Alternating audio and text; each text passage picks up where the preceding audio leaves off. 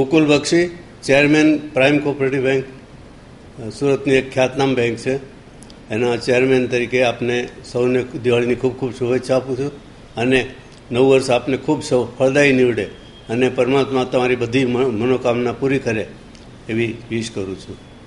ખાસ કરીને આ પ્રસંગે આપણે જે ફટાકડા ફોડવાનો ક્રૂડ રિવાજ છે, ક્રૂડ એટલા માટે કે એમાં કોઈ જગ્યાએ કોઈ સોસાયટીને કે કમ્યુનિટીને બેનિફિટ થતો હોય એવું નથી. ઓન ધ કોન્ટ્રરી રિસ્ક વધે છે, નાના બચ્ચાઓ એના તરફ વળે છે, બાળકોને પણ ખૂબ રિસ્ક આને લીધે થાય છે. એટલે ફટાકડા ન ફોડવા જોઈએ અથવા તો જાહેરમાં ન ફોડવા જોઈએ એ જાતનો આપણે નિર્ણય કરવો જોઈએ.